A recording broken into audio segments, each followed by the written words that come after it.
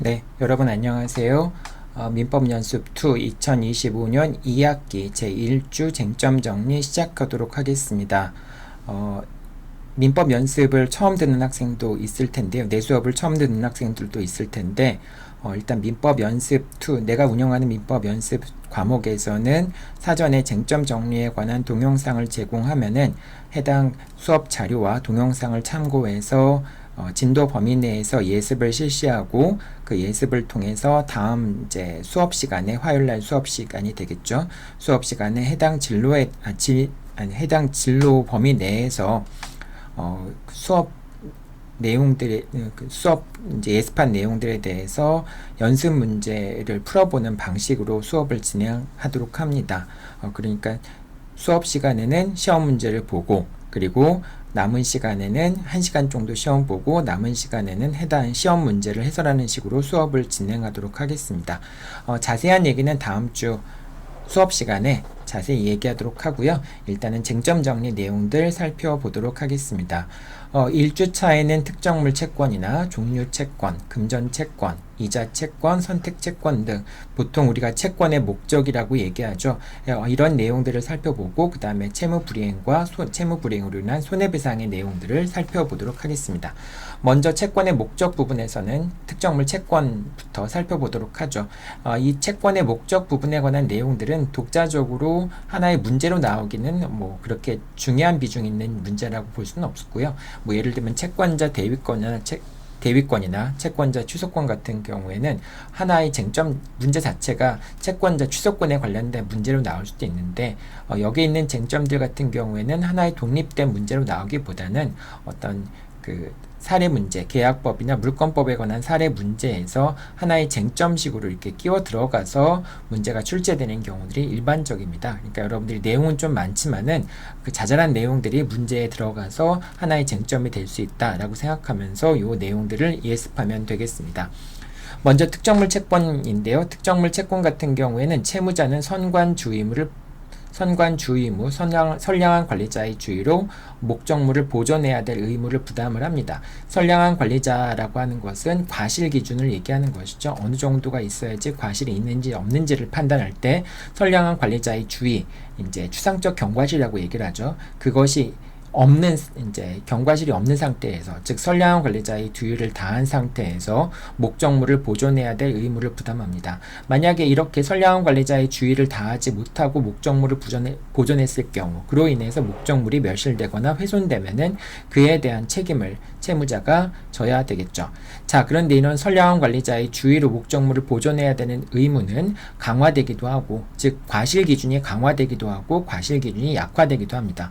어떤 경우에 과실 기준이 강화되느냐, 이행 지체 중에 당사자의 쌍방의 책임 없는 사유로 즉 고의과실 없는 사유로 불능이 됐을 경우에는 그런 경우엔 채무자는 비록 목적물의 멸실이라든지 훼손에 대해서 과실이 없는 경우라고 할지라도 채무자는 책임을 부담하게 됩니다. 즉 무과실인 경우에도 책임을 지게 된다라고 하는 것이죠. 다만 이행기에 이행하더라도 손해를 면할 수 있는 경우에는 책임이 없게 됩니다. 자, 근데 반대로 채권자 지체 중에는 채무자의 책임 있는 사유로 불능이 된 경우가 있을 수도 있겠죠. 자, 이런 경우에 채무자는 고의 또는 중과실이 있는 경우가 아니라면 채무자에게 이행불능의 책임을 물을 수가 없게 됩니다. 즉 경과실이 있는 경우, 경과실이라고 하는 것은 가벼운 과실이 아니라 그냥 보통 과실이 있다라고 할 경우에는 경과실이 있다라고 얘기할 수 있겠죠. 자, 이런 경과실이 있는 경우에는 원칙적으로 목적물이 멸실 훼손되었다 할지라도 채무자에게 책임을 지울 수 없다. 즉 이행 불능으로 인한 손해배상이나 또는 불완전 이행으로 인한 손해배상을 청구할 수 없다라고 하는 것이죠. 자, 그럼 만약에 목적물이 채무자의 과실에 의해서 채권자 지체 중에 채무자의 과실에 의해서 목적물이 멸실된 경우에 그런 경우에 채무자 같은 경우는 매도인이 될 수 있겠죠. 그 다음에 채권자 물건에 대한 채권자라고 하면은 매수인이 될 수 있겠죠. 자, 이런 경우에 매도인이 이행 채권자 지체 중에 즉 매도인이 채권자에게 즉 매수인에게 목적물에 대한 인도를 하는 이행 제공을 하였는데, 그런데 채권자가 받지 않았기 때문에 수령 지체가 성립하는, 채권자 지체가 성립하는 경우에 그 기간 동안에 매도인의 경과실에 의해서 목적물이 멸실되었다 라고 하게 되면은, 그러면은 매도인에게는 경과실이 있는 경우에는 고의과실이 있다 할지라도 고의 또는 중과실인 경우에만 책임을 지게 되니까 매도인은 목적물이 멸실된 것으로 인한 이행불능 책임을 지진 않게 됩니다. 이행불능 책임을 지진 않게 되죠. 자, 그런데 문제가 되는 것은 채무자인 매도인이 매수인에게 반대급부를 청구할 수 있는가라는 여부, 반대급부를 청구할 수 있는가 여부가 문제가 됩니다. 자, 채권자 지체 중에는 양 당사자의 채권자 지체 중에는 양 당사자의 책임 없는 사유, 책임 없는 사유로 목적물이 멸실된 경우에, 즉 불능이 된 경우에, 자, 이 경우에 반대급부를 청구할 수 있죠. 채권자 지체 중에 양 당사자의 책임 없는 사유로 멸실이 되었을 경우에, 불능이 되었을 경우에 반대급부를 청구하는 것이 가능합니다.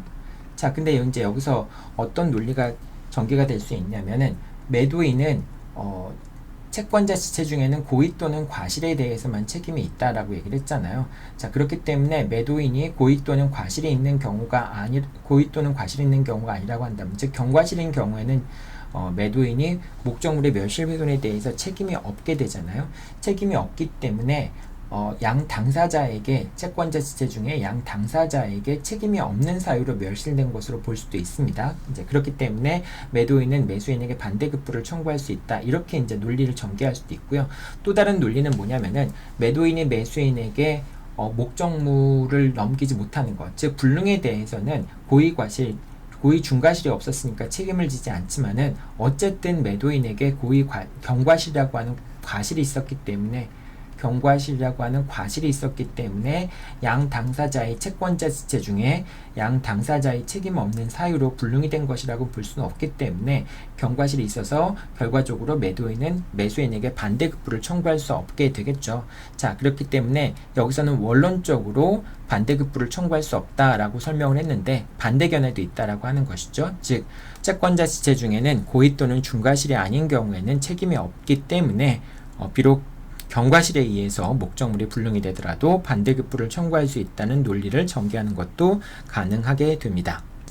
자, 그 다음에 특정물 채무 같은 경우에는 현상 인도 의무를 부담합니다. 이 현상 인도 의무는 이행기의 현상대로 채무자는 이행을 하면 되는 것인데, 자, 이렇게 이행기의 현상대로 이행하는 경우에는 이행 방법에 관한 규정이기 때문에 이게 이행기의 현상대로 인도했다고 해서 채무자의 책임이 면제되는 것은 아니다 라고 하는 것이고요. 또 어떤 견해는 현상 인도로 인해서, 민법 462조로 인해서 이행기의 현상대로 인도하면은 현상 인도 의무로 채무는 소멸한다. 즉 채무가 이행이 됐기 때문에 채무가 소멸한다. 다만 이제 목적물에 하자가 있는 경우에는 하자 담보 책임이 문제가 될 수 있겠죠. 하자 담보 책임이 문제가 될 수 있을 텐데, 어쨌거나 이제 현상 인도 의무를 부담하기 때문에 이행기의 현상대로 인도하면은 채무는 소멸하고 거기에 대해서 하자 담보 책임 같은 것들이 발생할 수 있겠지만 더 이상 채무 불이행 책임을 발생하지 않는다. 채무 불이행 책임은 발생하지 않는다. 이런 주장도 있고요. 또는 462조는 이행 방법에 관한 규정이기 때문에 현상대로 인도했다고 해서 채무 불이행 책임이 면제되는 것은 아니다라고 하는 그런 견해도 있습니다. 자, 특정물 채권의 경우에 과실의 귀속 문제인데요. 법정 과실은 권리의 존속 일수에 비례해서, 기간 일수에 비례해서 권리자한테 귀속이 되는데, 그런데 587조를 항상 고민해야 되겠죠. 고려해야 되겠죠.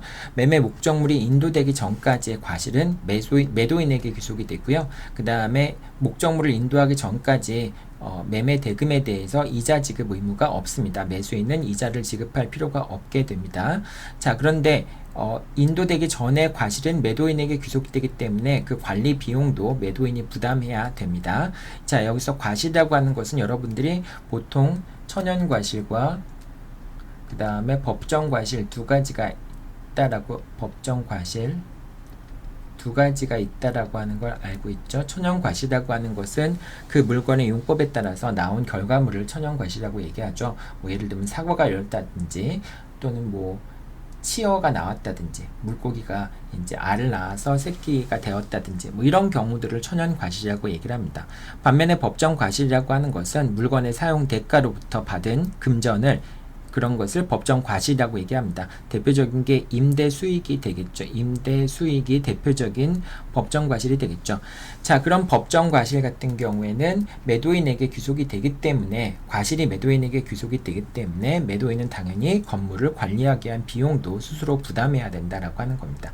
따라서 매수인이 채무를 불이행하는 바람에 매도인이 목적물을 계속 갖고 있었을 때 관리 비용이 증가하더라도 증가하는 손해를 입었다 할지라도 매도인이 그런 손해를 입었다 할지라도 그 목적물의 과실은 매도인에게 귀속이 되기 때문에 결국은 매수인이 목적물의 인도를 수령을 지체해서 그 관리 비용이 상승한 것에 대해서 매도인이 매수인에게 손해배상을 청구할 수는 없게 됩니다. 할 수 있을 것처럼 보이지만은 결과적으로 과실이 매도인에게, 즉 법정 수익, 뭐 차임 같은 수익이 매도인에게 귀속이 되기 때문에 매도인은 그 목적물에 대한 관리 비용도 부담해야 된다라고 하는 뜻입니다.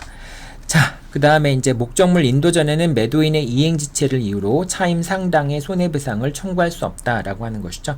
차임 상당액은 나중에 보면은 법정 과실과 차임 상당액의 손해배상은 법정 과실과 거의 동의어가 됩니다.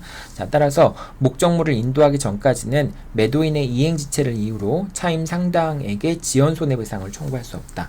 결과적으로 매매 목적물의 이자는 매수인에게 귀속이 되기 때문에 인도 전에는 과실은 매도인에게 귀속이 되고 뭐 목적물의 이자는 매수인한테 귀속이 되기 때문에 결과적으로 차임 상당의 이행지체로 인한 손해배상은 보통 차임 상당액, 법정 과실 상당액의 지연 손해배상이 될 텐데요. 그런 지연 손해배상을 청구할 수 없게 됩니다.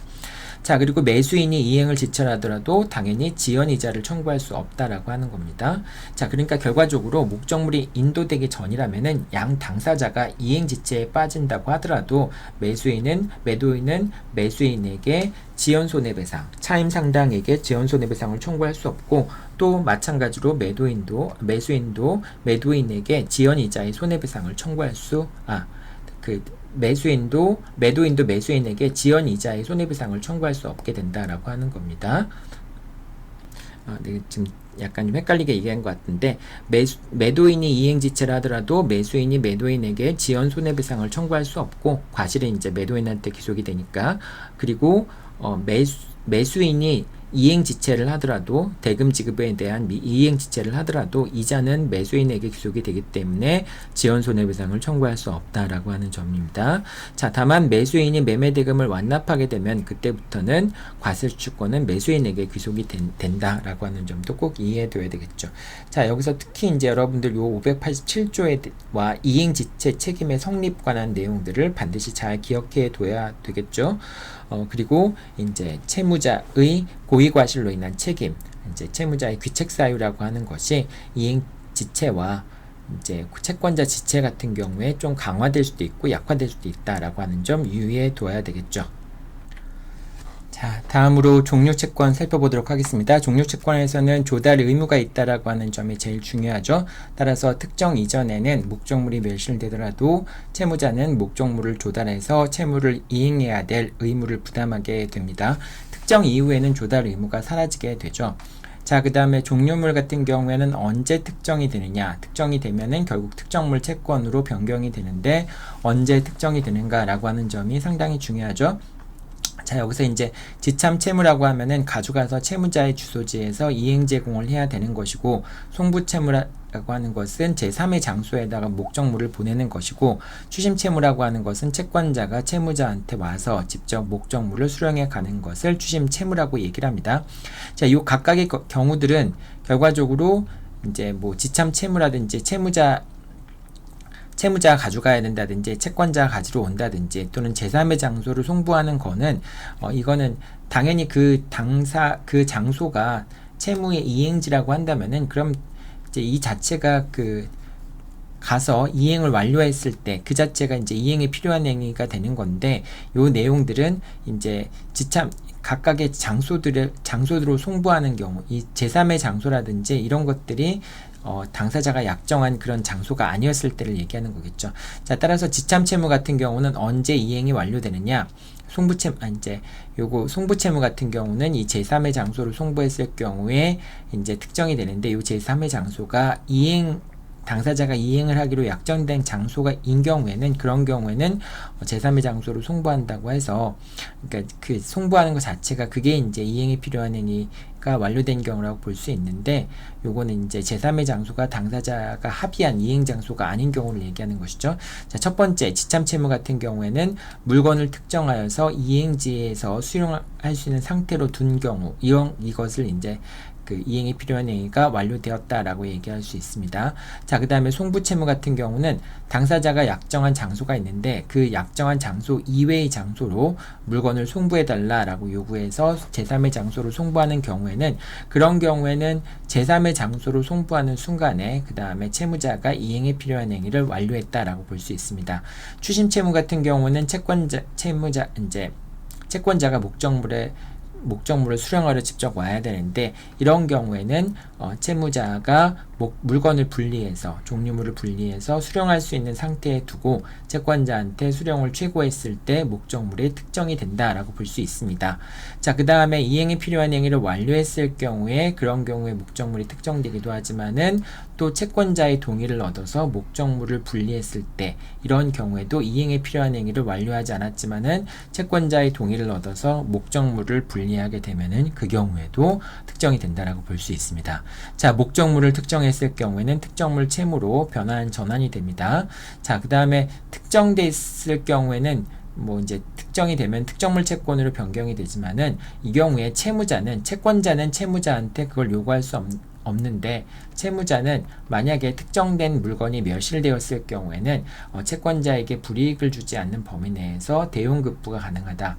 그러니까 이제 종류물 같은 경우는 다시 그 본질적으로 특정물 채권으로 변경이 된다 하더라도 그 물건이 종류물이라고 하는 성격이 바뀌는 건 아니잖아요. 자, 그렇기 때문에 나중이라도 채무자가 다른 물건으로 급부할 수 있는, 채권자에게 불이익을 주지 않는다면 다른 물건으로 급부할 수 있는 것은 가능합니다. 하지만은 채권자가 채무자한테 다른 물건으로 급부를 하라라고 요구할 수는 없는 겁니다. 왜냐하면 특정이 됐을 경우에는 더 이상 조달 의무가 발생하지 않고 특정물 채권으로 변경이 되기 때문에, 특정된 물건이 멸시되면 채권자는 다른 물건으로 이행하라라고 청구하는 것이 안 되겠죠. 다만 채무자는 그렇게 다른 물건으로 이행하겠다라고 하는 것이 허용된다라고 하는 취지로 여러분들이 이해를 하면 됩니다. 자, 그 다음에 하자로 인해서 계약의 목적을 달성할 수 없는 경우에, 자, 이제 물건의 하자 같은 경우에는, 종류물 같은 경우에는 완전물 급부 의무가 인정이 되죠. 근데 이제 이 완전물 급부 의무는 언제나 인정되는 것은 아니고요. 계약의 목적을 달성할 수 없는 경우, 하자로 인해서 계약의 목적을 달성할 수 없는 경우에, 그런 경우에 완전물 급부 의무가 있다. 즉, 해제와 마찬가지로 계약의 목적을 달성할 수 없는 경우에만 완전물 급부 의무가 있다라고, 법에는 규정되어 있지 않지만은 판례는 그렇게 이해를 하고 있다라고 생각하면 되겠습니다. 자, 그 다음에 이제 종류채권 같은 경우에는 특정을 해야 되는데, 만약에 채무자가 특정을 하고 있지 않다면은, 그런 경우라고 한다면은 상대방이 상당한 기간을 정하여 최고하더라도 특정하지 않으면은 특정할 수 있는 권리는 상대방한테 이전된다. 요거는 이제 채권의 특정권에 관련된 그런 내용인데, 이것이 종류채권에 관한 특정할 수 있는 권한에도 적용이 된다, 유치 적용이 된다라고 하는 점도 여러분들이 기억해야 되겠습니다. 자, 다음으로 금전채권 살펴보겠습니다. 외화채권 같은 경우에는 이행시 또는 변론 종결 시점이 가장 이행시와 가까운 시점이 되겠죠. 이행시 시점에 황금 시장에서의, 그러니까 즉 환율에 따라서 우리나라 통화로 변제하는 것이 가능하다라고 하는 거 기억해 두면 되고요. 그 다음에 금전채무 같은 경우에는 이행지체에 대해서 무과실 책임을 지게 됩니다. 즉, 금전채무는 지체 일수가 지난 것에 대해서, 이행지체에 대해서 지연 손해배상을 해야 되는데, 그 이행을 지연한 것에 대해서 무과실의 항변을 할 수는 없다라고 하는 점도 기억해 둬야 되겠죠. 자, 그 다음에 금전채무 불이행에 대한 손해배상은 지연 손해금률에 대한 약정이 있는 경우, 즉 이제 이 일정한 기간 동안에 이거를 이자라고 하고, 요 이자가 발생시키는 것을 이율이라고 얘기하죠. 그 다음에 이제 이 변제기 이후에 이제는 지연 손해배상이라고 얘기합니다. 지연 손해배상. 배상이라고 얘기하는데, 이 지연 손해 배상에 대한 이유를 이제 지연 손해금률이라고 얘기합니다. 지연 손해금률이라고 얘기를 하는데 이율이라고 얘기를 하고요. 자, 그런데 지연 손해금률에 대한 약정이 있는 경우, 즉 이자에 대한 약정도 있고 지연 손해금률에 대한 약정도 별도로 있는 경우에는 약정 이율에 따라서 이제 지연 손해금률에 대한 약정 이율에 따라서 지연 손해금 약정이 있는 경우에는 이제 이 지연 손해금률에 따라서 당사자가 약정한 지연 손해금률에 따라서 지연 손해배상을 하게 됩니다. 자, 이 경우에는 요 지연 손해금률이 법정 이율보다 낮더라도 당사자가 약정했기 때문에 약정 이율에 따라서 지연 손해배상금을 배상을 해야 됩니다. 배상을 하면 됩니다. 자, 그런데 지연 손해금률에 대한 약정이 없는 경우, 즉 요 기간에 대해서 이제 이행기 이후의 기간에 대해서 지연 손해금률에 대한 약정이 없는 경우에는 요 원본에 대한 이자율 약정이 지연 손해금률로 취급이 됩니다. 그래서 이런 경우에는 지연 손해금률 이율에 따라서 원본에 대한 이율에 따라서 지연 손해금률을 이제 확정할 수 있고, 그 지연 손해금률 이율에 따라서 결과적으로 지연 손해금을 청구할 수 있게 됩니다. 자, 이 경우에 요 이율이 예를 들면 3%였다. 3%였다. 근데 이제 법정 이율은 민사 이율은 5%잖아요. 자, 이런 경우에 지연 이자가 3%의 이자를 청구할 수 있을 때는 지연 손해금률도 3%라고 생각할 수 있는데, 자, 이런 경우에는 법정 이율보다 낮기 때문에 법정 이율에 따른 지연 손해금률을 청구할 수 있다라고 하는 겁니다. 즉 당사자가 지연 손해금률에 대해서 아무 약정을 하지 않은 경우에 뭐 이자도 무이자인 경우에 지연 손해금에 대해서는 5% 지연 손해배상을 청구할 수 있는데, 자, 그런데 원본에 대해서 3%를 약정했다고 해서 지연 손해금률도 3%로 낮아진다라고 한다면은 그러면은 채권자한테 불리하게 되겠죠. 자, 그렇기 때문에 당사자가 지연 손해금률에 대해서 별도로 약정하지 않았을 경우에는 원칙적으로 이율이 나중에 지연 손해금률까지 되지만은 이율이 3%보다 낮았을 경우에는 지연 손해금률은 원래 법정 이율인 5%를 청구할 수 있다라고 하는 겁니다. 자, 그러니까 여기서 여러분들 지연 손해금률에 대한 약정이 있는 경우와 약정이 없는 경우, 그 두 가지를 구분해서 봐야 되죠. 지연 손해금률에 대해서 약정이 있는 경우에는 법정 이율보다 낮더라도 당연히 당사자가 약정한 지연 손해금률에 따라서 지연 손해배상을 해야 되고요. 약정이 없는 경우에는 약정 이율에 대한 것이 지연 손해금률에도 그대로 적용이 되는데, 자, 이 경우에 약정 이율이 법정 이율보다 낮다면은 법정 이율에 따른 지연 손해배상을 청구할 수 있다라고 하는 겁니다. 자, 약정 이율이 없더라도 당연히 이제 당사자가 무이자 소비대차라고 할지라도 이런 경우에 이자는 청구할 수 없겠지만은 이행기가 지나간 것에 대해서는 법정 이율에 따라 청구할 수 있기 때문에 요 두 가지 이제 형평성을 맞추기 위해서 당사자가 약정한 이율이 법정 이율보다 낮은 경우에는 그 법정 이율에 따라 지연 손해배상을 청구할 수 있다라고 하는 것이죠. 자, 법정 이율에 따른 지연이자도 당사자의 청구가 있어야지만 법원이 지급을 명할 수 있고요. 원본을 청구하고 지연 이자를 청구할 수 있지 않을 때, 지연 이자를 청구할 수 있지 않은 경우에는 지연 손해배상은 별도로 법원이 이제 지급을 명할 수가 없습니다. 이건 당연히 당사자의 청구가 있어야지만 이제 지연 손해배상을 명할 수 있다라고 하는 것이죠. 자, 그 다음에 이제 이자채권인데요. 이자채권에는 기본적 이자채권과 지분적 이자채권이 있습니다. 예를 들면은 뭐 12%에 의한 이자가 발생했을 때 이거를 매월 지급한다라고 했을 때 전체 12%에 대한 이자가 발생한다라고 하는 이 원칙을 기본적 이자채권이라고 얘기하고요. 지분적 이자채권은 그 이자채권이 매달 지급하기로 한다, 이자를 매달 지급하기로 한다라고 했을 때 그런 채권을 지분적 이자채권이라고 얘기합니다. 자, 원본 채권에 대해서는 부종성과 수반성이 있습니다. 따라서 원본 채권이 넘어가게 되면은 이자 채권도 넘어가게 되죠. 하지만 이제 지분적 이자 채권 같은 경우에는 이미 발생한 경우에는 변제기가 도래해서 일정 기간마다 실제로 이자를 청구할 수 있는 채권을 얘기하는데, 부종성이 있지만 독립하여 양도하는 것도 가능합니다. 그래서 수반성이 없다라고 하는 점도 기억해야 되겠죠. 그래서 원래 지분적 이자 채권도 원본 채권이 소멸하게 되면은 지분적 이자 채권도 소멸할 수 있는데, 하지만은 원본 채권이 넘어갔다고 해서 이미 발생한 지분적 이자 채권은 넘어가는 것은 아니다라고 생각하면 되겠습니다. 자, 이자 채권에 대해서도 지연 손해금 청구하는 것이 가능합니다. 자, 그리고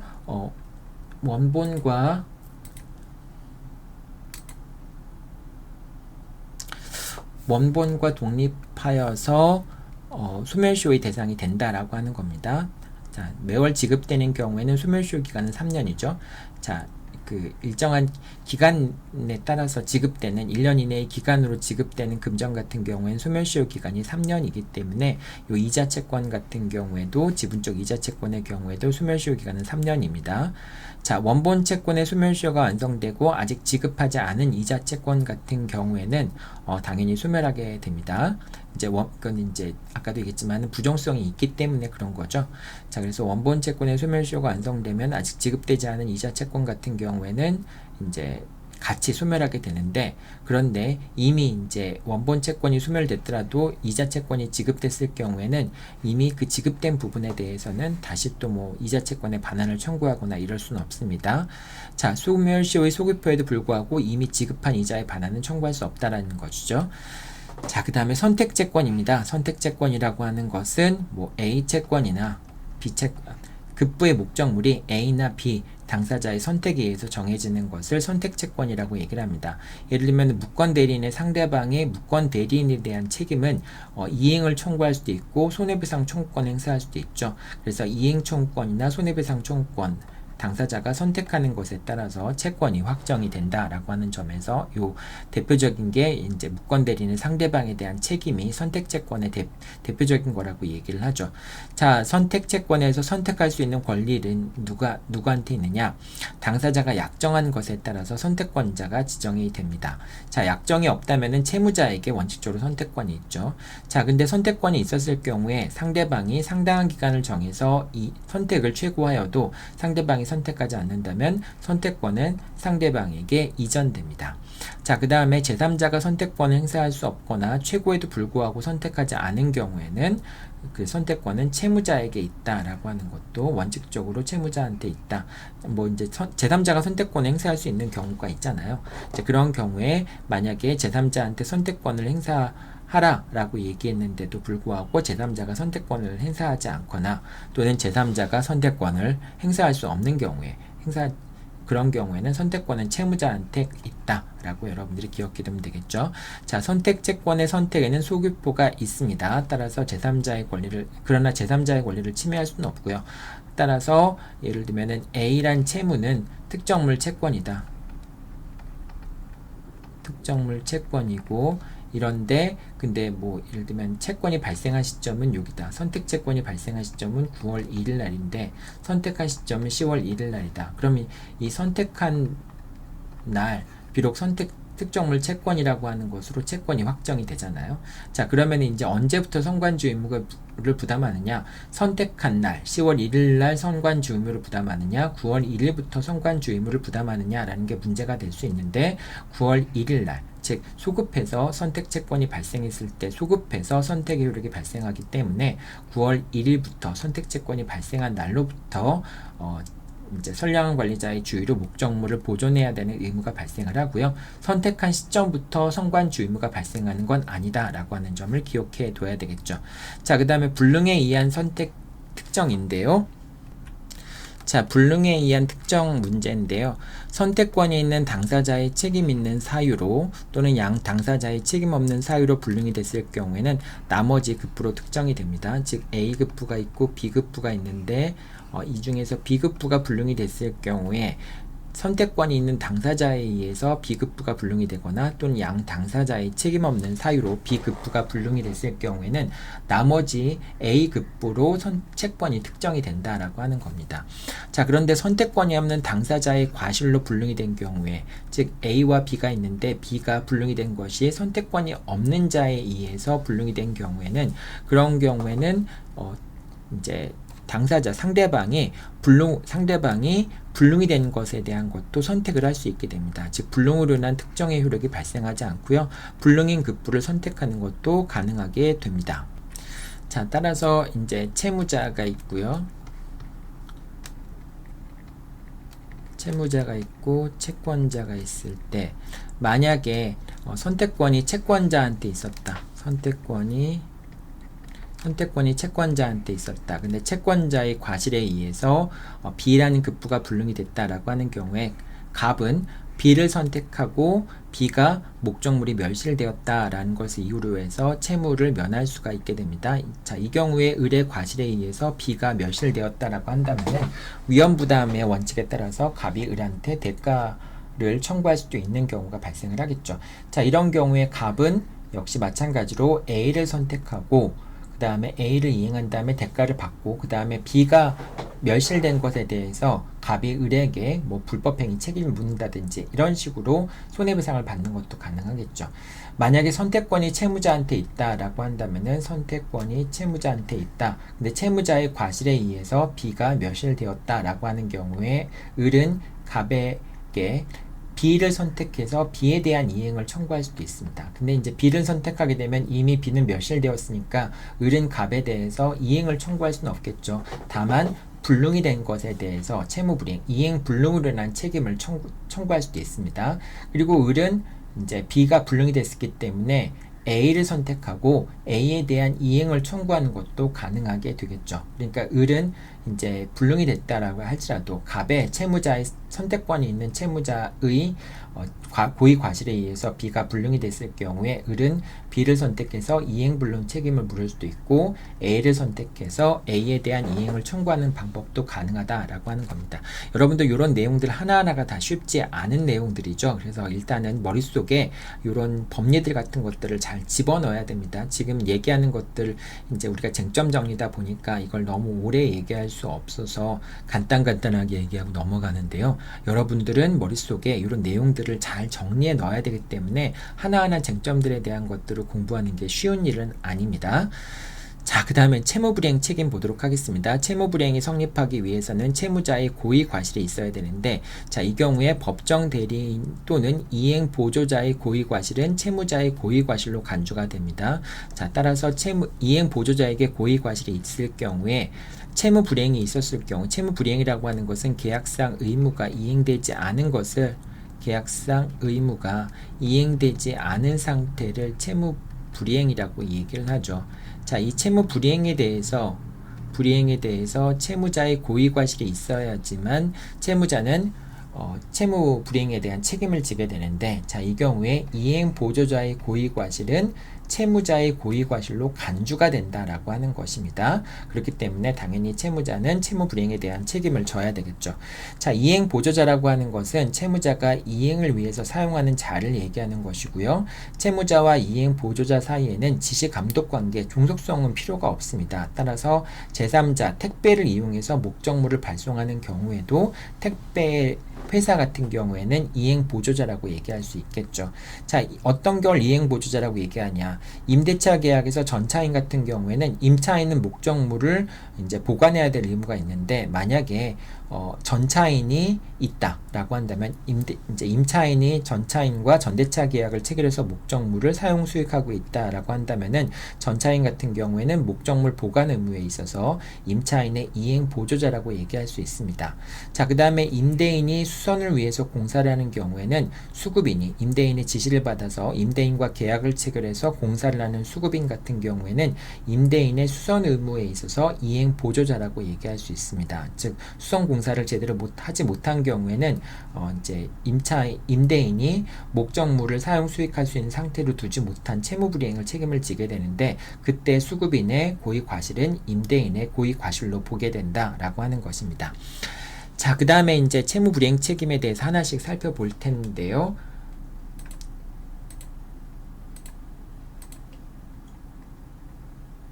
자, 이행지체 책임부터 하나씩 살펴보겠습니다.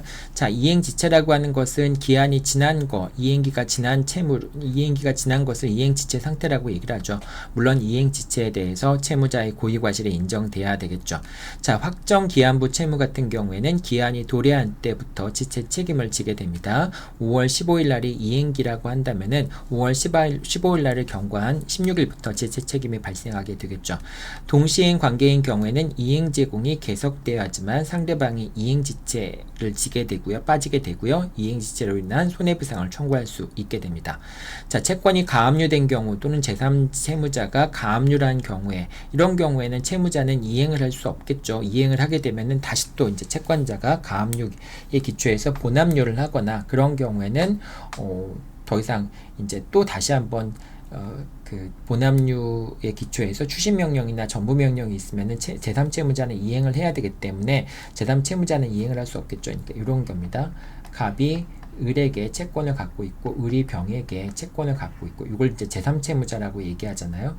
이제 을이 병에 대해서 갖고 있는 채권에 대해서 채권자 가가 요 채권을 압류한 경우에 압류하거나 뭐 가압류한 경우에 이런 경우에 병은 을한테 더 이상 채무를 이행하면 안 되겠죠. 만약에 채무를 이행했는데 갑이 이 압류에 기초해서 나중에 전부명령을 받아버리거나 추심명령을 받으면은 병이 을에게 채무를 변제했더라도 갑은 병에게 추심금이나 전부금의 지급을 청구할 수 있게 됩니다.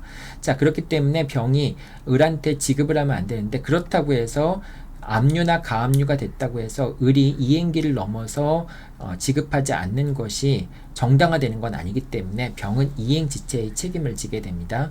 따라서 압류나 가압류가 있었을 경우에 병은 공탁 등을 함으로써 자기의 이행지체 책임을 면해야 되는 것이죠. 가압류와 압류가 있었다고 해서 그렇다고 해서 병이 지급하지 않아도 채무불이행 책임을 이행지체 책임을 지지 않게 되는 건 아니다라고 하는 겁니다. 자, 그 다음에 기한의 이익을 상실한 경우에는 지체 책임이 발생하는데요. 자, 기한의 이익을 상실하는 것도 두 가지 경우가 있습니다. 정지조건부 기한이익 상실 특약이 있는 경우가 있고요. 형성권적 기한이익 상실 특약이 있는 경우가 있습니다. 정지조건부 기한 상실 특약이라고 하는 것은 예를 들면 이행지체가 되면은 바로 기한의 이익을 상실한다. 그래서 나머지 채무들에 대한 기한이 도래한다라고 하는 것을 정지조건부 기한이익 상실 특약이라고 얘기합니다. 형성권적 기한이익 상실 특약 같은 경우에는 특정한 사유가 발생했을 때 기한 이전이라도 이행을 청구해서 기한의 이익을 상실하도록 할 수도 있고 채권자는 그냥 기한의 이익을 그대로 인정해 줄 수도 있는 겁니다. 뭐 예를 들면은 12개월에서 12개월 할부금을 지급해야 되는 경우에 예를 들면 6개월쯤에서 이 사람이 연체를 했다. 자, 그랬을 경우에 연체를 했을 경우에 나머지 6개월에 대해서 당사자가 이제 약정을 했는데 뭐 예를 들면 6개월쯤 돼서 2개월분을 연체했다. 2개월분을 연체했다. 이런 경우에 당사자가 약정을 했을 때 2개월을 연체하면은 바로 나머지 채무가 기한의 이익을 상실해서 지급해야 된다라고 하는 경우에는 6개월째 2개월 채무를 연체한 사실이 조건이 성립되면은 그럼 바로 정지조건부 기한이익 상실 특약 같은 경우에는 나머지 6개월분의 채무가 기한의 이익이 바로 도래해서 그때부터 이제 지체 책임이 발생하는 경우도 있을 수 있고요. 이제 당사자가 약정을 하기를 2개월 차임을 2개월분의 채무를 연체했을 경우에는 채권자는 나머지에 대해서 이행을 청구할 수도 있다. 이행을 청구하지 않을 수도 있다는 것이죠. 자, 이런 경우에 6개월쯤 되는 시점에서 2개월 채무를 연체했을 경우에 채권자가 나머지 6개월분의 이행을 청구하게 되는 경우에는 나머지 6개월분의 이행기가 도래해서 그때부터 지체 책임이 발생하게 되고요. 만약에 나머지 6개월분에 대한 채무에 대해서 2개월 연체가 있더라도 이행을 청구하지 않았을 경우에는 이행기가 도래하지 않아서 지체 책임이 발생하지 않을 수 있다라고 하는 겁니다. 그래서 정지조건부 기한이익 상실 특약과 형성권적 기한이익 상실 특약 두 가지를 잘 구분해서 이행 지체 책임의 성립 여부를 확인해 봐야 되겠죠. 자, 그 다음에 불확정 기한부 또는 조건부 채무 같은 경우인데 이제 불확정 기한이라고 하는 것은 발생할 것이 확실하지만은 언제 발생할지 모르는 그런 것을 기한으로 설정한 경우에 이제 이런 경우에는 채무자가 기한의 도래나 기한의 성취나 기한의 도래나 조건의 성취가 되겠죠. 이거는 기한의 도래나 조건의 성취를 안 시점 또는 채권자가 이행 최고를 한 시점 다음 날부터 지체 책임이 발생한다라고 하는 겁니다. 자, 이 경우 여러분들이 비교해 봐야 될 것은 소멸시효의 기산점은 기한이 도래했거나 조건이 성취하면은 그때부터 소멸시효가 진행이 된다라고 하는 점. 하지만은 이행 지체의 책임은 기한의 도래를 알았거나 또는 채권자가 이행을 최고한 다음 날부터 지체 책임 발생한다라고 해서 소멸시효의 기산점과 지체 책임의 발생 시점이 다르죠. 이 두 가지 사항을 잘 구분해야 됩니다. 자, 그 다음에 이제 그 기한이 아예 없는 경우에는 이행 최고를 받은 다음 날부터 지체 책임이 발생하게 됩니다. 채권 양도 통지나 채무자의 승낙이 없는 상태에서 채권 양수인이 이행을 청구한 경우에 채권 양수인은 채무자한테 이행을 청구할 수 없잖아요. 이제 양도 통지나 채무자의 승낙이 없었을 경우에는 채권 양수인이 채무자한테 채권 양도를 주장할 수 없는데 그때 채권 양수인이 이행을 청구한 경우에는 이 경우에는 이제 원칙적으로 이제 채무자한테 채권 양도를 대항할 수 없기 때문에 그렇기 때문에 이행을 청구한다라고 할지라도 기한이 도래하는 건 아닌데 만약에 사후적으로 양도 통지나 승낙이 있게 된 때는 이 양도 통지나 승낙이 있은 다음 날부터 이미 이제 이행을 청구했으니까 그때부터 지체 책임이 발생한다라고 하는 겁니다. 이것도 잘 기억해 둬야 되겠죠? 자, 그 다음에 지연 손해금 채무에 대해서도 이제 원본 채무에 대한 지연 손해금 채무가 발생했을 때 그 지연 손해금 채무도 이제 바로 기한이 정한 언제까지 이행해야 된다라고 하는 이행기가 없는 거잖아요. 따라서 이런 경우도 채권자가 이행을 청구한 다음 날부터 지연 손해금에 대해서도 채권자가 이행을 청구한 다음 날로부터 지체 책임이 발생하기 때문에 법정 이율에 대한 지연 손해배상을 청구할 수도 있게 됩니다. 자, 부당이득 반환 채권 같은 경우는 기한이 없는 채무이기 때문에 채권자가 이행을 청구했을 때부터 이행 지체 책임 발생하게 되고요. 불법행위 같은 경우는 원래 당사자가 기한을 약정하지 않죠. 당연히 뭐 불법행위에 대한 손해배상 채권의 기한을 정할 수는 없으니까 이제 기한이 없는 것이긴 하지만은 손해배상을 이제 피해자의 손해배상을 위해서 성립과 동시에 이행지체 책임이 발생한다라고 보고 있습니다. 불법행위 같은 경우에는 이행기한의 정함이 없지만은 바로 지체 책임이 발생한다는 점에서 다른 채무와 좀 차이점이 있죠. 자, 이어서 이행불능 보겠습니다. 이행불능의 경우에 자, 이제 여러분들이 몇 가지 이행불능에 관련된 쟁점들이 되는 부분들 살펴보면 되는데요. 자, 임차 목적물의 훼손과 불능 같은 경우에 자, 임차 목적물이 훼손 또는 불능됐을 때 임차인은 채권자에게 임차 목적물이 훼손과 불능으로 인한 책임을 져야 되겠죠. 자, 그런데 이 임차 목적물이 훼손된 것이 수리비나 원상회복 비용이 통상의 손해가 될 수밖에 없습니다. 목적물을 수리하거나 원상회복하기 위한 그러니까 훼손되었을 때 목적물을 이제 수리하기 위한 비용 또는 뭐 목적물의 가치 이것이 통상의 손해가 될 수밖에 없죠. 자, 그런데 이 훼손됐을 경우를 중심으로 놓고 보면은 훼손됐을 때 수리비나 원상회복 비용이 교환가치 감소분을 현저히 초과하는 경우, 즉 목적물의 가치가 100만 원인데 그런데 목적물이 훼손되어서 80만 원으로 가치가 떨어졌다. 근데 이걸 이제 훼손된 부분을 다시 복구하기 위해서는 뭐 예를 들면은 50만 원이 들어간다. 자, 이런 경우가 발생할 수 있겠죠. 자, 이런 경우 현저히 초과하는 경우에는 원상회복이 불가능하다라고 보고 이 경우에는 교환가치 감소가 통상의 손해, 즉 100만 원에서 80만 원으로 20만 원의 가치가 하락했을 때 이 가치 하락분이 통상의 손해가 된다라고 보는 겁니다. 이거는 다른 임차 목적물이 아니라 목적물의 멸실 훼손으로 인한 불법행위로 인한 손해배상의 경우에도 다 그대로 적용이 됩니다. 따라서 이제 어떤 물건의 가치, 불법행위에 의해서 100만 원짜리 물건이 80만 원으로 됐을 경우에 요 이제 목적물이 훼손된 것에 대해서 원상회복하기 위한 그런 비용 50만 원이 기본적으로 손해가 되는데 이것이 이제 20만 원이 가치 하락이 있었는데 50만 원의 비용이 들어갈 때는 원상회복이 불가능하다라고 보고 이 경우에는 가치 하락분에 대한 통상 손해라고 보는 것입니다. 이거는 뭐 채무불이행이나 불법행위나 목적물이 훼손되었을 경우에 일반적으로 손해배상의 법리라고 생각하면 되겠죠. 자, 그 다음에 이행불능 같은 경우에는 언제 불능이 되느냐라고 하는 건데요. 매도인이 이중 매매 계약을 체결했다는 사실만으로 제1 매매 계약이 불능이 되진 않습니다. 이제 제2 매매 계약을 이행했을 경우에 그런 경우에 제1 매매 계약이 불능이 될 수는 있겠죠. 자, 그다음에 매매 목적물에 가압류나 가처분 금지 가처분 등기가 있다고 해서 불능이 되는 것은 아닙니다.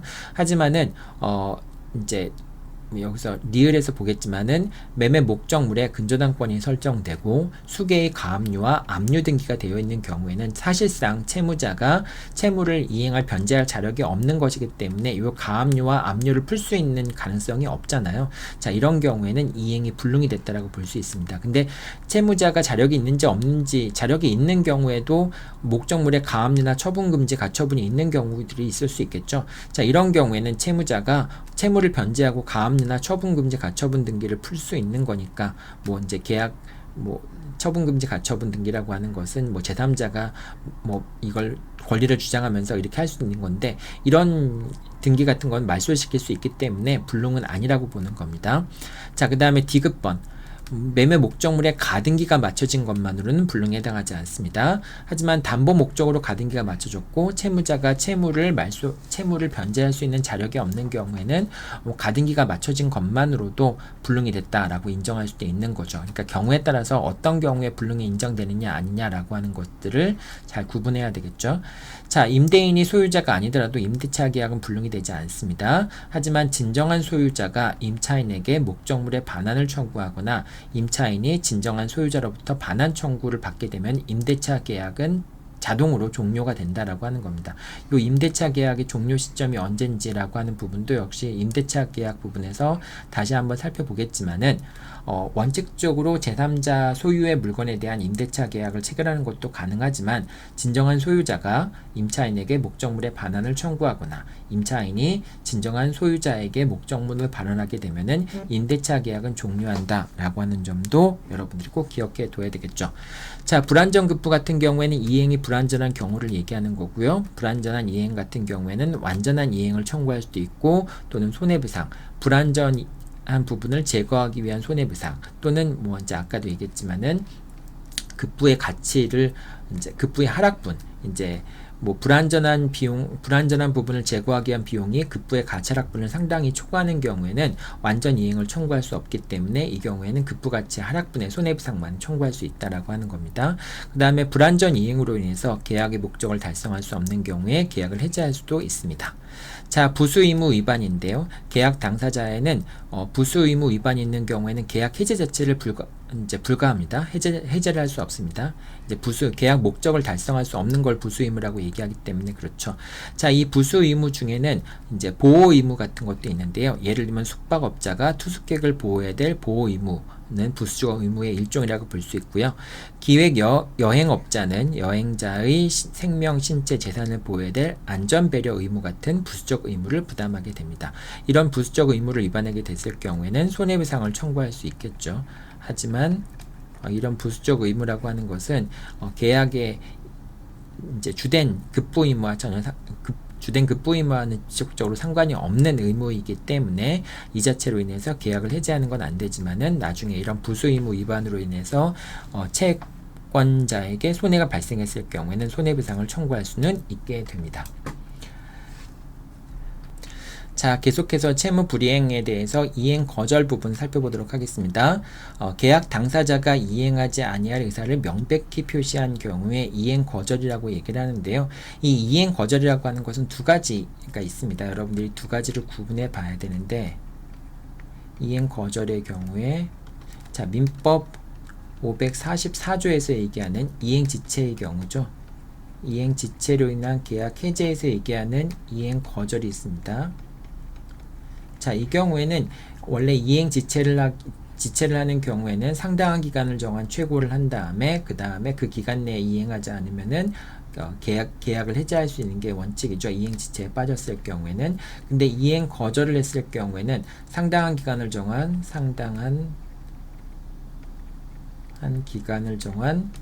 최고가 없더라도 계약을 해지할 수 있죠. 이제 이게 544조의 이행 거절인데, 그런데 이게 아니라 채무 불이행의 독자적인 채무 불이행으로서의 이행 거절이라고 하는 것은 이제 이행을 거절한다는 뜻이 아니라 이제 이건 정확히 표현하면 계약 관계를 파탄낸다라고 하는 것과 마찬가지입니다. 계약 관계를 파탄내서 이제 이런 경우에는 이행 거절을 하는 경우에는 내 채무를 이행하지 않을 뿐만 아니라 상대방의 채무도 수령하지 않겠다라고 하는 것처럼 계약 관계를 파탄에 이르게 하는 것을 그런 형태의 이행 거절이 있습니다. 이런 이행 거절 같은 경우에는 상대방에 대한 채무에 대한 이행 제공 없이 원래 이행 지체가 성립하려면 동시행 관계에 있는 경우에는 나의 채무를 이행 제공해서 상대방을 이행 지체에 빠뜨리게 만든 다음에 상대방 채무에 대한 상당한 기간을 정한 최고를 해서 그 기간 내에 이행이 없을 때 계약을 해제할 수 있잖아요. 그러니까 일단은 계약을 해제하기, 이행 지체를 이유로 해서 계약을 해제하기 위해서는 나도 깨끗한 손이 되기 위해서 나의 채무에 대한 이행 제공을 하고 상대방에게 한 번 더 이행할 기회를 주어서 상당한 기간을 정한 최고를 해야지만 계약을 해제할 수 있는데 요 이행 거절 같은 경우에는 계약 관계가 파탄에 이르기 때문에 상대방에 대한 이행 제공 없이 이행 제공이 없더라도 또는 상대방에 대한 내 채무에 대한 이행 제공이 없고 상대방 채무에 대한 이행을 최고하지 않더라도 계약을 해제할 수 있게 됩니다. 이 544조의 이행 거절이라고 하는 것은 이거는 최소한 나의 채무에 대한 상대방에 대한 이행 제공이 있어야 되는 것이죠. 그래서 상대방을 이행지에 빠뜨렸는데 상대방이 이행할 수 없다라고 하는 계약 관계를 파탄에 이르는 정도까지는 아닌데 내가 지금 사정이 있어서 이행하지 못하겠다 이렇게 이제 얘기했을 경우에는 상당한 기간을 정한 최고 없이 계약을 바로 해제할 수 있다라고 하는 겁니다. 이 두 가지를 구분해서 해야 되는데요. 자, 이제 그 계약 관계를 파탄에 이르게 될 정도까지 이제 그렇게 이행을 거절하는 경우에는 이행 제공과 상당한 기간을 정한 최고가 없더라도 곧바로 계약을 해제하거나 손해배상을 청구할 수 있습니다. 자, 이 경우에 그 손해배상을 청구할 때 전보배상을 청구할 수도 있는데 전보배상을 산정하는 시점은 이행 거절 시점을 기준으로 해서 판단을 하게 됩니다. 자, 이런 경우에는 이행기 전이라도 여기서 이제 여기 기가 빠졌네요. 이행기 전이라도 요거 보완해서 여러분들 보세요. 여러분들의 수업 자료 제공할 때는 이행기라는 말을 넣어서 제공을 하도록 할게요. 자, 이행기 전이라도 계약을 해제하고 손해배상을 청구할 수 있습니다. 자, 근데 이행기 이후에 이행하지 아니할 의사가 명백하지 않은 이행 거절. 그러니까 뭐 이행하지는 않겠지만은 이행 거절, 계약 관계를 파탄에 이르게 하지 않는 그런 경우의 이행 거절입니다. 자, 이 경우에는 이행기가 경과하면 상당한 기간을 정한 최고가 없더라도 계약을 해제할 수 있는데 최소한 동시행 관계에 있는 경우에는 상대방한테 이행 제공을 하여 이행 지체에 빠뜨려야 됩니다. 이런 경우에만 이제 이런 경우에 이제 계약을 해제할 수 있는데 여기서의 544조 여기서는 이제 이행기 경과 후에 544조가 적용되는 이행 거절은 계약 관계를 파탄에 이를 정도까지 하는 이행 거절은 아닌 겁니다. 그냥 채무를 이행할 수 없게 됐다. 채무를 이행할 수 없다라고 하는 정도인 것이고 계약 관계를 파탄에 이르게 하는 것은 아닌 거죠. 위에 이행 거절이라고 하는 것은 이 효과가 발생하는 것은 계약 관계를 파탄에 이르게 할 정도까지 계약 관계 상대방의 채무를 수령하지도 않고 또 나의 채무를 이행하지도 않고 하는 경우를 얘기하는 겁니다. 이 두 가지 경우를 여러분들 구분해서 이행 거절의 경우를 살펴봐야 되겠죠. 자, 채무 불이행이 있게 되면 손해배상을 청구하게 됩니다. 손해배상을 청구하게 되면 통상손해를 청구할 수 있죠. 자, 그 다음에 특별손해 같은 경우에는 특별한 사정에 대해서 특별한 사정을 예견하는 겁니다. 특별한 사정을 예견하였거나 예견할 수 있었던 경우에만 손해배상의 범위에 포함됩니다. 채권자가 당연히 입증해야 되겠죠. 자, 특별한 사정에 대해서 예견하는 것이고요. 그 예견의 대상은 손해와 액수에 대한 것까지는 아닙니다. 얼마만큼의 손해가 발생했는지, 얼마만큼의 액수의 손해가 발생했는지 이런 것을 예상할 필요는 없습니다. 손해가 많이 발생해도 뭐 이런 것까지 예상할 건 아니고 그 손해를 발생시키는 특별 손해를 발생시키는 특별한 사정에 대한 인식이 있었는지 여부를 손해배상 범위에 포함시킬 것인지 말 것인지에서 결정을 하게 됩니다. 자, 예견의 시점이라고 하는 것은 채무 불이행 시점이라고 얘기하죠. 원래 이제 예견의 시점은 계약 체결 시점이 돼야 되는데 우리 판례는 이제 명확히 밝혔다라고 얘기하기는 어렵지만 어쨌든 통상적으로 우리 판례의 입장을 채무 불이행 시점에 예견할 수 있었는지 여부를 기준으로 해서 특별한 사정을 예견할 수 있었는지 기준으로 해서 특별 손해배상을 청구할 수 있는지 여부를 결정을 하게 됩니다. 자, 통상손해와 특별손해에 대해서 몇 가지 살펴보면요. 이행불능 같은 경우에는 이행불능 시점의 시가상당액이 통상손해가 됩니다. 자, 그 다음에 이행불능 이후의 시가상승액은 특별한 사정으로 인한 손해에 해당하는데 이런 특별한 사정 같은 경우에는 어떤 목적물의 시가가 오를 것인가 떨어질 것인가 라고 하는 특별한 사정은 당사자가 예상하기가 쉽지 않겠죠. 그래서 이런 경우에 시가상승분에 대한 손해배상을 특별손해로서 배상 청구하는 것은 거의 불가능하다라고 생각하면 됩니다.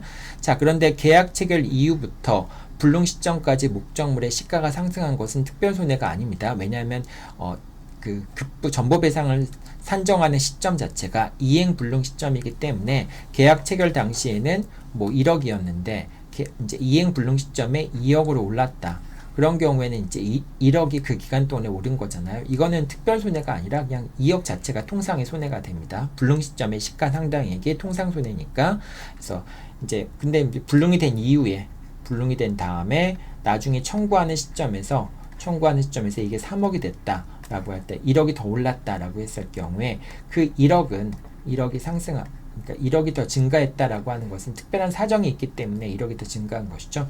이런 특별한 사정 같은 경우에 특별한 사정을 예견했으면은 이 1억 증가분도 손해배상을 청구할 수 있는데 어떤 물건의 가치가 상승한다라고 하는 것은 그런 사정은 여러 가지 사정이 있기 때문에 사실 그 사정을 예측했다라고 하는 것은 거의 불가능에 가깝다라고 얘기할 수 있겠죠. 그렇기 때문에 이런 시가가 상승하는 것 자체를 특별손해를 배상받기는 어렵다라고 생각하면 됩니다.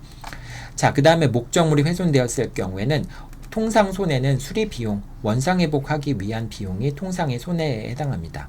자, 다만 그 수리 비용이 가치 하락분을 초과하는 경우에는 수리가 불가능하다라고 얘기를 하게 됩니다. 수리가 불가능한 경우에는 수리 비용을 청구할 수도 없겠죠. 자, 이 경우에는 가치 하락분에 대한 손해배상만을 청구할 수 있고 이 가치 하락분에 대한 손해가 통상의 손해에 해당한다라고 생각하면 되겠습니다. 자, 그 다음에 매수인이 매매대금 미지급으로 인해서 매수인이 매매대금을 지급하지 않아서 자금 부족으로 다른 매매계약을 해제당하고 계약금을 몰수당한 경우, 이제 이런 경우가 되겠죠. 갑이 을과 매매계약을 체결했는데 요 매매대금을 받아서 갑이 이제 병과 매매계약을 체결하고 이제 요 병과의 매매대금을 지급하려고 했었는데 근데 을이 매매대금을 지급하지 않았기 때문에 갑이 병과 체결한 매매계약을 이행하지 못해서 계약을 해제당하고 이로 인해서 계약금을 위약금으로 보통 이제 계약금을 위약금으로 약정하는 경우들이 있죠. 이 위약금으로 약정한 위약금에 손해가 발생했을 경우가 있겠죠. 자, 이런 경우에 을이 이제 그 매매대금을 이행 지체한 것에 대해서 당연히 갑은 을에게 지연손해배상을 청구할 수 있겠죠. 자, 그런데 그 위약금이라고 하는 것을 발생했다 할지라도 이 위약금은 특별한 사정으로는 손해이기 때문에 그렇기 때문에 당사자가 몰수당한 계약금을 몰수당한다는 것에 대해서 알았거나 알 수 있었던 경우에만 특별손해로 배상을 청구할 수 있다라고 하는 겁니다. 자, 토지 매매 계약에서 매도인이 건축을 위해서 지출한 설계비와 공사 계약금 같은 경우에는 특별손해가 해당하기 때문에 매도인이 목적물을 여기서 토지 매매 계약에서 매도인이 건축을 위해서 지출한 설계비, 여기서 매도인이 아니라 매수인이 되겠네요. 요 매수인이 목적물을 아직 이제 받지도 않은 상황에서 설계비와 공사 계약을 체결한 경우가 있을 수 있겠죠. 자, 이런 경우에 매도인이 목적물을 인도하지 않았을 경우에 이 설계비와 공사 계약이 이행할 수 없는 경우에 설계비와 공사 비용이 그냥 무의미하게 됐을 수 있잖아요. 자, 이런 경우에 설계비와 공사 계약금이라고 하는 것은 특별손해에 해당하기 때문에 매도인이 그것을 알았거나 알 수 있었던 경우에만 이행지체의 책임을 지게 된다라고 하는 겁니다. 자, 그 다음에 채권자에게 과실이 있는 경우에는 채무자는 과실상계를 할 수 있죠. 채권자의 과실이라고 하는 것은 신의 측상 요구되는 주의를 다하지 않은 것을 의미하며 엄밀한 의미의 과실은 아닙니다. 채무자와 동일한 형태의 선량한 관리자의 주의로서의 과실은 아니고요. 신의 측상 요구되는 주의를 다하지 않은 경우에 과실상계를 주장할 수 있게 됩니다. 그리고 채권자의 과실은 채무 불이행의 성립 여부에 대한 것이나 손해의 발생 확대에 대한 것도 역시 포함을 하게 됩니다. 자, 이 경우에 채권자의 책임 능력은 요구되지 않습니다. 무과실 책임의 경우에도 과실상계에 관한 규정이 준용될 수는 없지만, 왜냐하면 이제 서로 채권자의 과실과 채무자의 과실을 이제 비교해서 이제 과실상계를 하게 되지만은, 이 경우에도 채권자의 잘못을 참작하여 손해배상의 범위를 정할 수 있습니다. 과실상계에 관한 규정이 유추 적용되는 것이죠. 자, 그 다음에 법원은 직권으로 채권자의 과실을 고려해야 됩니다. 과실상계는 법원의 직권으로 판단해야 되는 사유이기 때문에 과실상계의 여부와 비율은 사실심 법원의 전권에 속하게 됩니다. 자, 그 다음에 이행 청구라는 경우에는 과실상계를 고려할 수 없습니다.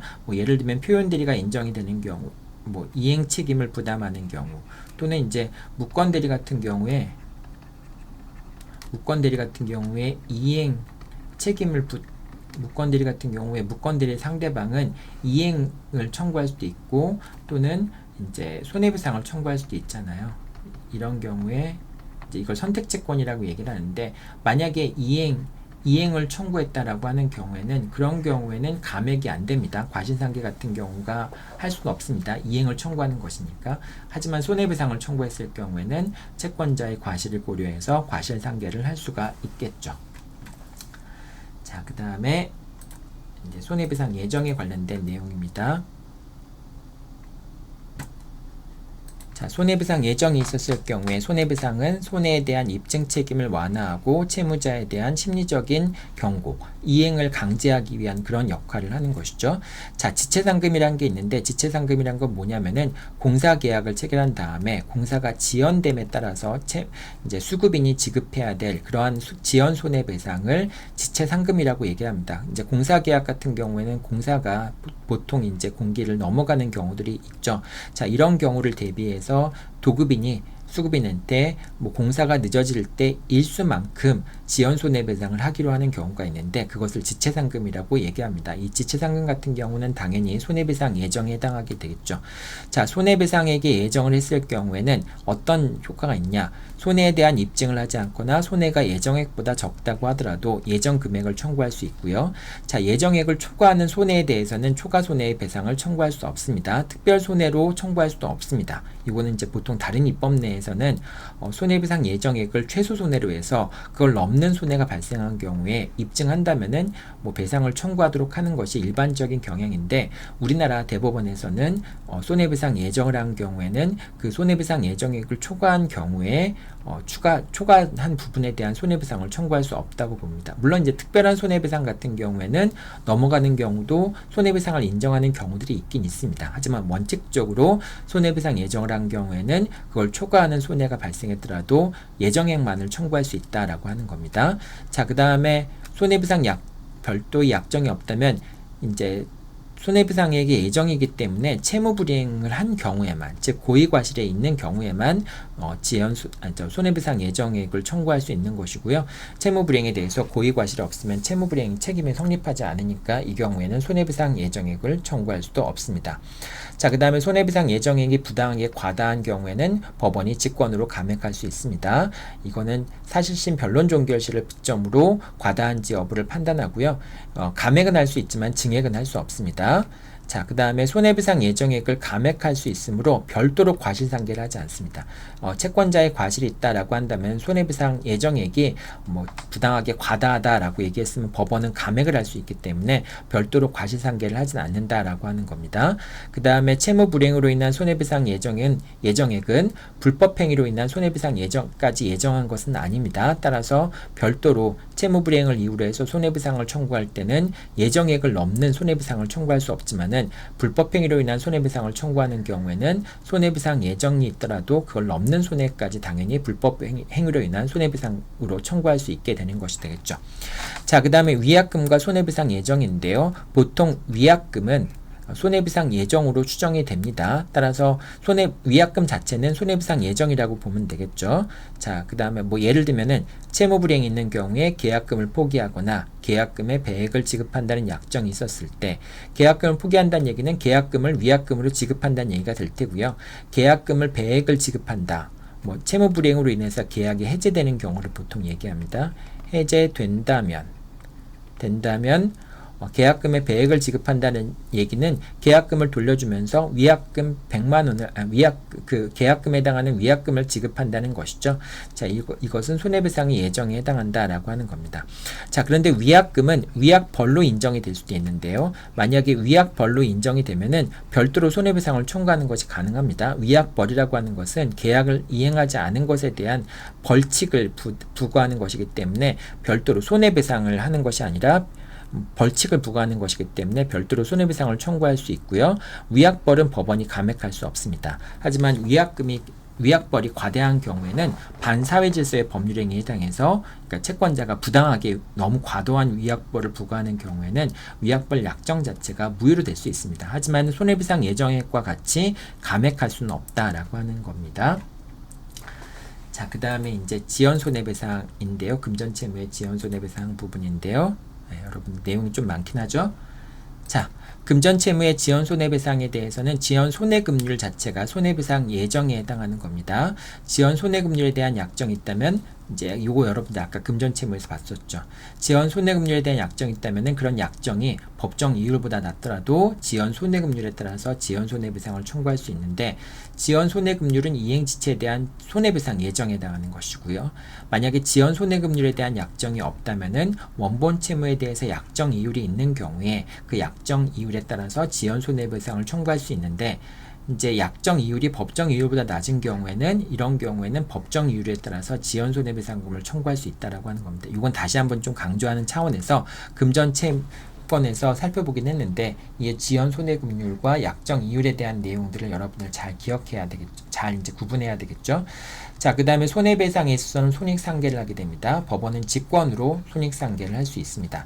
손익상계 대상이 되는 물건들은 이제 손해배상을 하면서 그로 인해서 채권자가 이익을 얻은 거, 그것을 이제 손익상계 대상이 되는데, 뭐 일실이익 2천만 원의 손해배상을 청구하는 경우에 매수인이 절약한 비용 같은 거, 그 다음에 도급인이 책임 있는 사유로 불능이 되었고 손해배상 청구에 있어서 수급인이 일의 완성을 위해서 준비해둔 원석 및 좌대를 처분할 수 있는, 그러니까 뭐 이제 수급인이 도급계약이 불능이 되었을 경우에 수급인은 손해배상, 보수에 상당하는 손해배상을 청구할 수 있는데, 그런데 수급인이 공사를 이행하기 위해서 쌓아둔 그런 재료 같은 것들은 뭐 의미가 없게 되지만은 다른 데 팔 수 있잖아요. 팔아서 이제 그 매매대금 받을 수 있는데, 그 매매대금 같은 경우에는 수급인의 손해배상에서 공제가 돼야 된다라고 하는 것이죠.